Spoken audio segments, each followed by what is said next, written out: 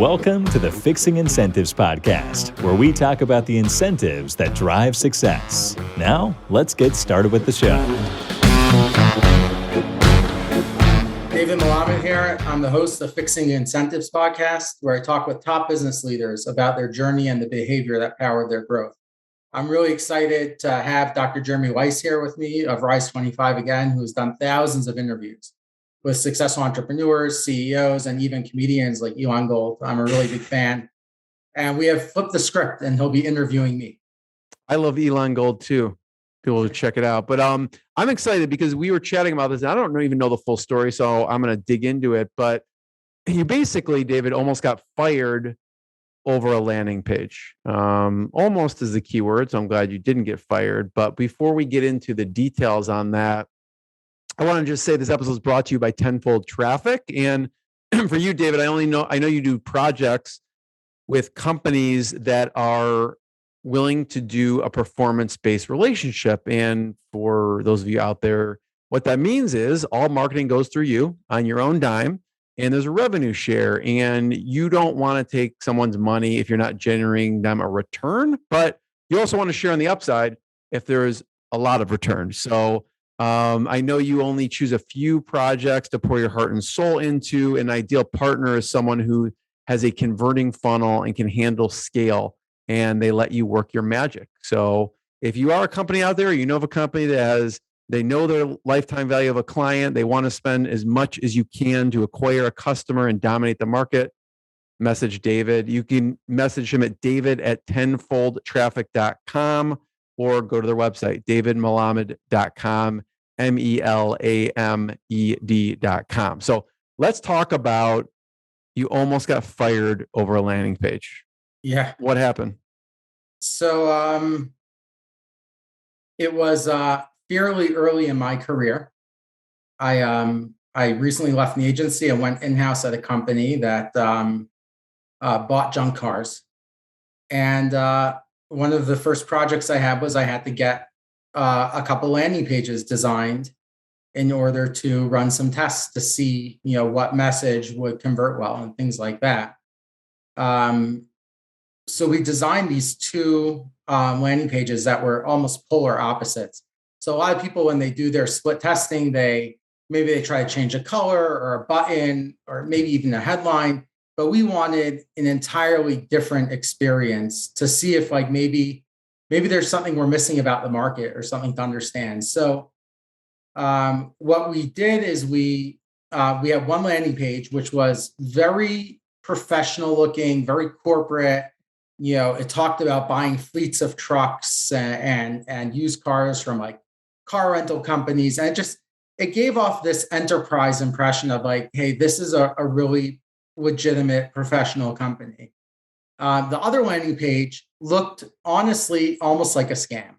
It had a girl holding up a wad of cash in her hand with keys in the other hand and a huge junk car, and had a headline get up to $10,000 for your junk car, call now. And it just everything about it screamed do not trust these people, do not pick up the phone and call them. There's no way it's legitimate.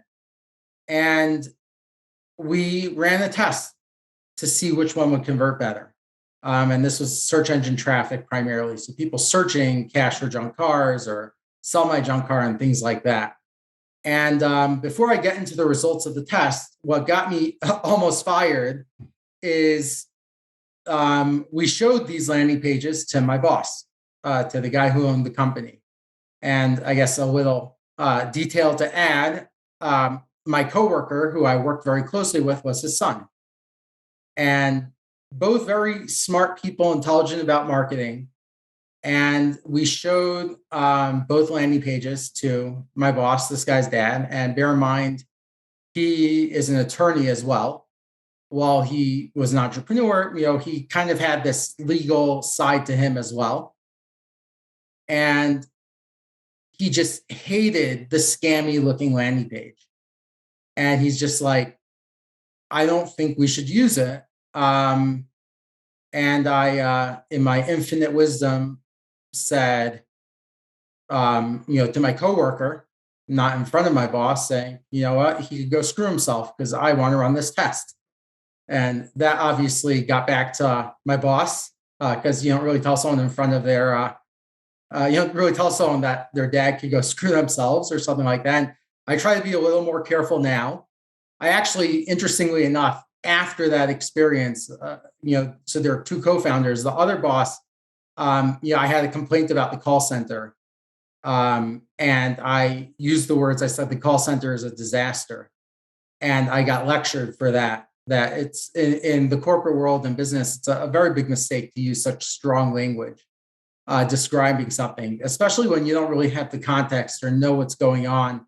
It's very easy to just look at your little orbit and what like the little slice of the pie that you see and draw conclusions. But the reality is that most people in most companies are hardworking and caring and doing the best they can within the specific constraints and resources that they have in front of them. And, nobody's really perfect. But the word disaster implies you need to rip it apart and rebuild it. And the truth is, more often than not, when I made a recommendation for something, even like a script change to the call center, one minor change ended up causing problems just with training people and implementing it. It confused people. So I've learned the hard way that you have to work with what you have and do your best within those constraints. And then you can encourage people to improve, but definitely not, call things disasters. So, but anyway, back to, so he wanted to fire me because I said he could, go jump in the lake. And the co-founder went to bat for me and said, well, let's see the results. And so we ran the test.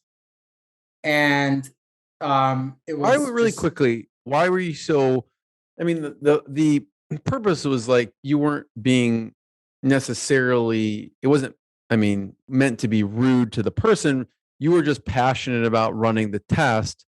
What made you so passionate about running that particular test? Because you could have said, you know what, yeah, let's change it around, but you, something about it, you wanted to test it, you wanted to see how it played out. So that's a good question. The first thing is I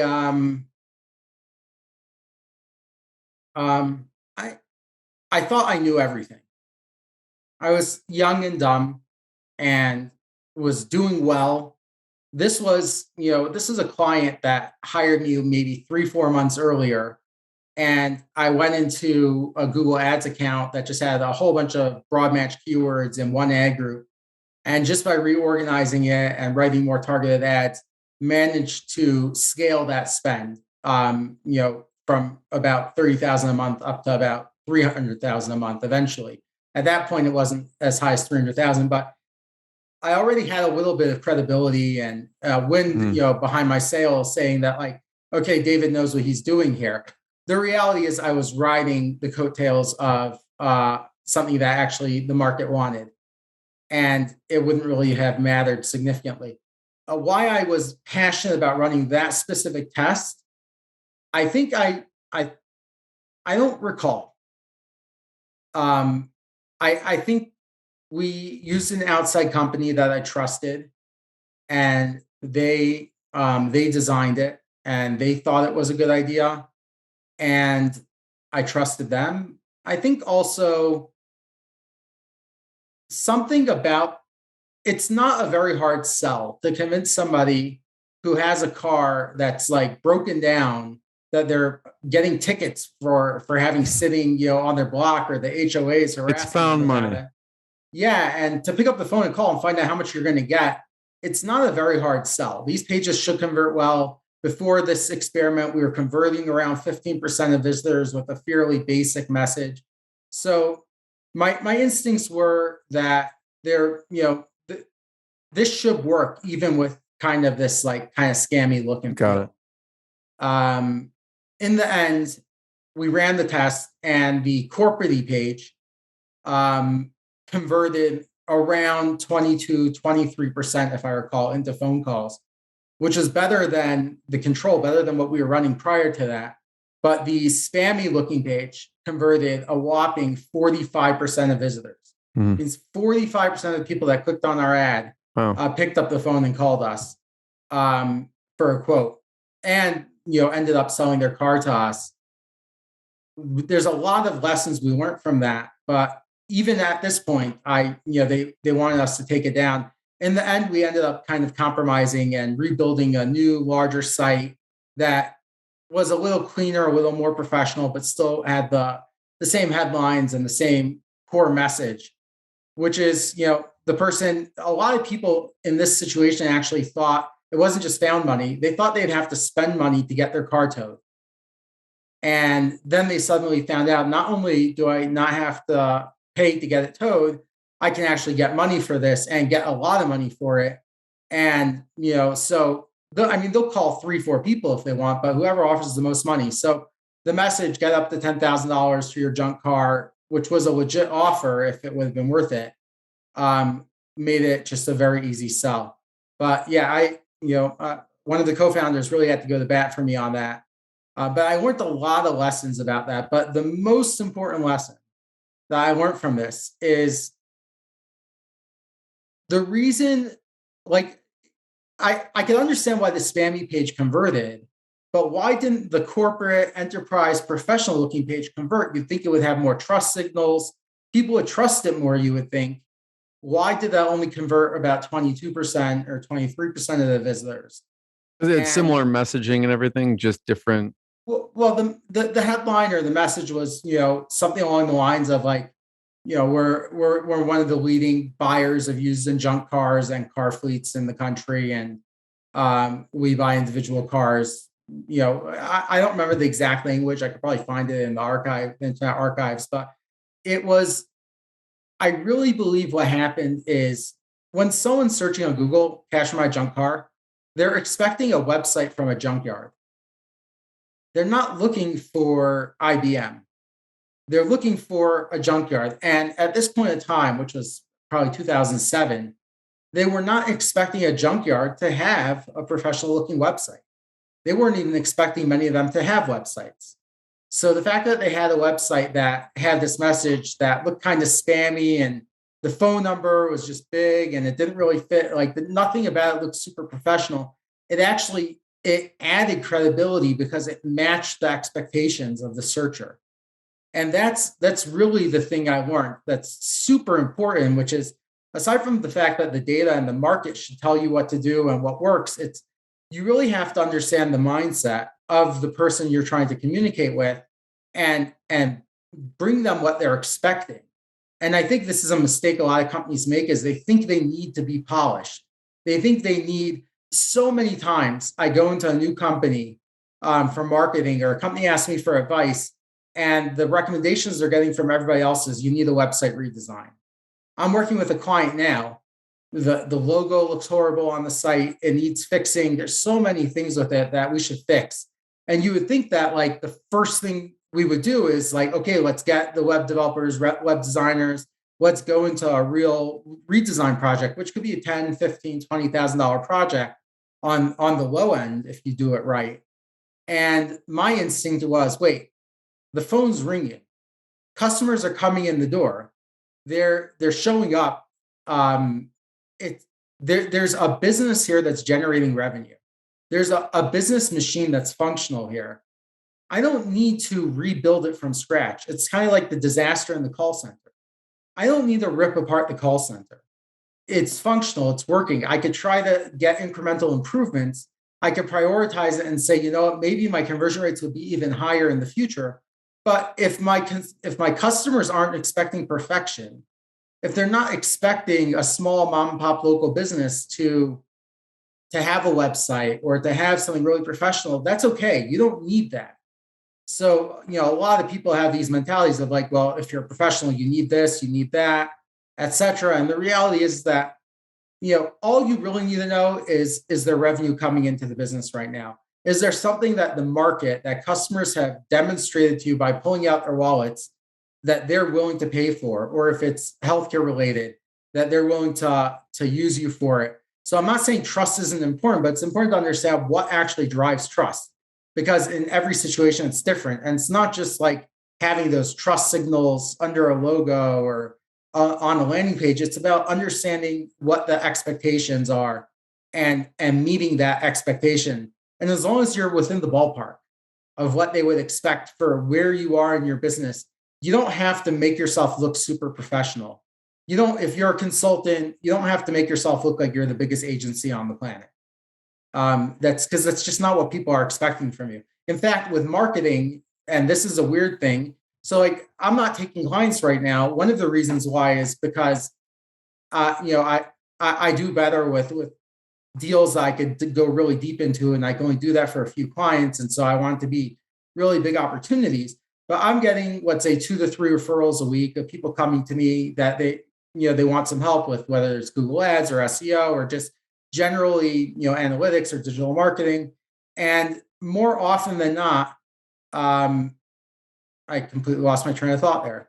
But what I'm trying to get at is they think that they need the expert. They think that they need something more than they have, and that's not necessarily what they need. And what I remember what I was getting at. I don't have a website for Tenfold Traffic. I have a blog at davidmelamed.com as an individual, but Tenfold Traffic right now, I don't have a website. I did at one point. I took it down. It's not like I never had a website. I took it down because it was very templatey, and people told me that if you're representing yourself as someone that goes really deep and does really custom work, you don't want to show them a templated website. And I agree with that because it doesn't match what I'm trying to communicate. But in reality, the website didn't matter. I do online marketing for businesses, and I don't have a website. And I got busy enough that I literally shut my doors and won't take any new clients, except for performance deals. What does that tell you about how important it is to project yourself as this like perfect company? Like people, they want authenticity. They want to know what they're getting. They want you to manage their expectations correctly. And that's another thing, that's probably the biggest trust killer. The reason why people find it so hard to trust marketers and agencies is because the expectations that they're sold are not what ends up happening in the market. And often it's because they're oversold and underdelivered for all sorts of reasons. But part of that is the agencies are probably trying to project themselves as bigger and more polished than they actually are. And your customers just want you to be honest with them. People just want to know what they're going to get. They want to know what to expect. That's why I love 7-Eleven, even though they're open 24 hours. The idea of branding the hours, exactly, like this is also why they say consistency with podcasting is important, or with blog posting, because people know when to come back to your website to look for the next post. They know when to look for your latest podcast episode. Like there's one podcast I really love, and he posts at an irregular schedule. It drives me nuts. I find myself like 3 times a week searching in my podcast player for his name to see did he come out with an episode? Maybe he's guessing on something else. But 7-Eleven, I know exactly when to show up. I don't have to worry about it. I know 7-Eleven, they're open. So now 24 hours, even better. But I love that kind of idea of just let people know what to expect and try to understand what their expectations are. And as long as you meet that, you should be fine. So that's kind of the long roundabout lesson there from the landing page that almost got me fired. The take home, David, is one of the biggest take homes besides don't tell someone to jump in a lake, but is message match. Exactly. It's a term that I guess it's more market speak that, the way that, I think Dan Kennedy is the one that used the words originally, but I'm sure he took it from somewhere else. The right message, the right market, and the right media. He frames it like a triangle.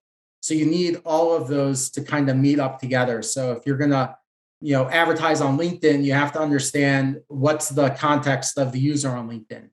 What's their mindset? What's going through their heads? And then you have to make sure that your message kind of matches that. That's actually probably the biggest mistake I see marketers make is they focus on where to find their audience. Maybe they do even persona exercises and they figure out, okay, my audience reads this magazine or is in this Facebook group or uses this hashtag or consumes this type of media, but they don't really think about the mindset of the user and when they actually have an acute need. Like when's that that kind of trigger moment, which is a term from Caitlin. I don't know how to pronounce her last name, but Borgen, I think. But I've become a fan of her content. She talks a lot about trigger moments. But what's that kind of moment that triggers an acute need in your consumer's mind that they're trying to solve that problem in that moment? I kind of view this as making a right turn or a left turn or merging into traffic or away from traffic, right? So to make a left turn, you have to cut off traffic. You have to find that opening, and you're basically interrupting people. But to like make a right turn or to merge into a lane, it's very smooth. You just have to find the opening. You just have to know where the opening is, know where that exit is, know where that right turn is, and you don't have to worry about interrupting them. It's wide open for you. So looking for those windows and doors of opportunity that come from this is the moment that they're actually looking to solve a problem. I like to take it a step further and look for in that moment that they're trying to solve that problem, who do they currently do business with that they trust? Who are the people that they already have a relationship with, that already built trust with them, that can refer you or partner with you or open the doorway for you, directly, inject you into that conversation in that moment. So one example is someone goes to Google and asks a question, they're searching for something, being able to advertise in Google directly to that searcher on that keyword is one of those opportunities. But I like it more along the lines of, I don't know, I think wedding planning is probably a good example. There's, maybe when someone's looking for engagement rings, that's probably a good time for a wedding planner to be partnering with jewelry stores and things like that, because like they're building up the trust very early in the process when there's going to start being an acute need to plan and et cetera. So the wedding hall will want to get with the wedding planners and things like that. But that's what I like to think about is when's there an acute need and what's the actual media that reaches them that already has that trust? And how can you piggyback off of that distribution channel versus trying to build it from scratch? I love it, David. I want to encourage people to check out more episodes of the podcast. You can go to davidmelamed.com. It will be linked up, or if you have questions, David at tenfoldtraffic.com. My last question, David, is, we talked a lot about different topics, but what niches, are there any niches that you like to specialize in? If someone knows of someone in these industries that you geek out on or that you consider working with? So that's a great question. The industry that I have the deepest expertise with is multi-location healthcare brands. So usually they're private equity backed healthcare companies with multiple locations with plans to expand, or they're trying to build a really big footprint in a specific market so they can get a better multiple on their exit. So if you think about an exit with a bigger multiple, if you can align your marketing spend and your strategy around that actual number, just as an example, maybe you normally sell your business for a 5x multiple, and if you have the right amount of customers, you could sell it for a 10x multiple. The value of those customers basically doubles there. So those are the scenarios that I could bring and create the most value because I would know how to map that out and align the strategy with the end goal of that ultimate exit of getting that higher multiple. Not every situation works like this, and performance deals in healthcare are very difficult to do unless it's like private pay. But if anybody's getting compensated by Medicaid, Medicare, you can't do performance deals. So when I work with those clients, I do let's call it an opposite performance deal, where I help them out, usually for free, giving them lots of advice and get them set up. And then they fall in love with me and they desperately want me to help them. And I basically just work out a deal where they're paying a premium to have access to me and my team. And it's mostly just helping them get set up with good vendors and giving them oversight and a measurement framework for optimizing that. The area I want the most clients of are online experiences that convert well. So things like fintech, business lending, some of these other insurance, really competitive industries, but you'd have to have a really unique angle. because if you don't have a reason why you could convert better than others or build a bigger brand behind your efforts, you aren't investing in PR and other ways to grow your brand credibility, I'm going to be somewhat limited in what I can do. What I can do is I could scale a machine that's functional, but if you're at ground zero and you don't have that converting experience, you don't have that operational business that's profitable, I can help you figure out how to solve it, but I'm not the one that's going to solve it for you. The reality is the best type of client for me, now that I think about it, is the client that hires the high-end copywriter. Because if you're spending a premium on a high-end copywriter and now you just need to scale your traffic to your offer, I've never met an offer that I couldn't find a unique way or a unique angle to scale or a smarter way to target people. Targeting strategy and really understanding the mindset of people and message match, and really going deep into that is really where myself and my team of analysts shine. Everyone, check out more episodes. I can't wait to have you have a high-end copywriter on the podcast because I geek out on direct response. So everyone, check it out. Thanks for having me, David. Awesome. Thanks so much. I really appreciate it. And, this is David Melamed and the Fixing Incentives podcast. We hope you enjoy. Thanks for listening to the Fixing Incentives podcast. We'll see you again next time, and be sure to click subscribe to get future episodes.